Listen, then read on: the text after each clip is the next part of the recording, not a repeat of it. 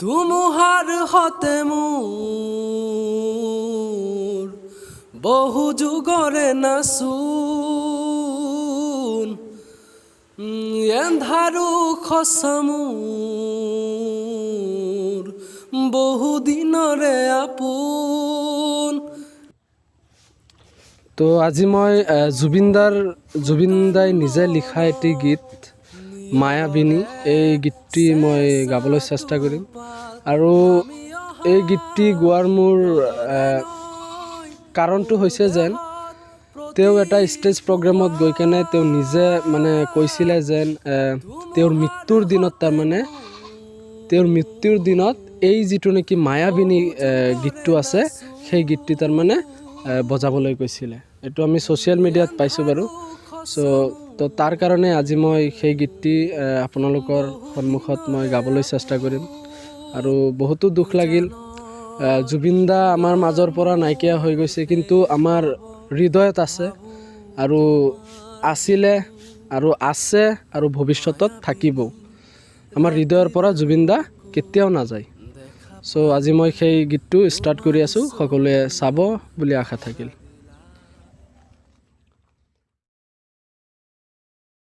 মায়াবিনী ৰাতিৰ বুকুত দেখা পালো তোমাৰ ছবি, ধৰা দিলা গোপনে আহি হিয়াৰ কোণত। তুমি যেন মোৰ শুকান মনত নিয়ৰৰে চেঁচা টোপাল নামি অহা ৰ'দৰে নৈ মোৰ দেহত প্ৰতিপুৱা। ধুমুহাৰ হতে মোৰ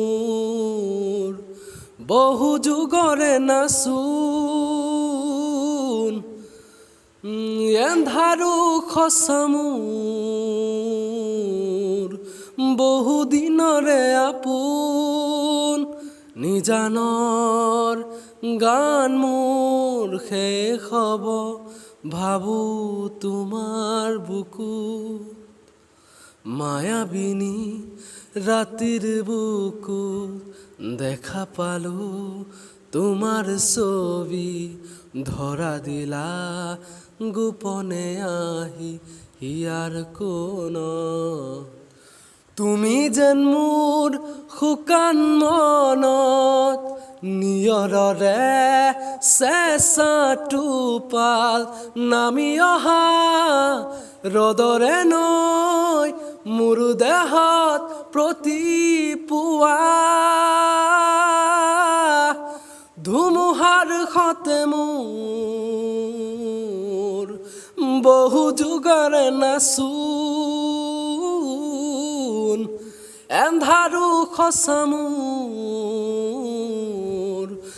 বহু দিনৰে আপোন। নিজানৰ গান মোৰ শেষ হ'ব ভাবো তোমাৰ বুকুত।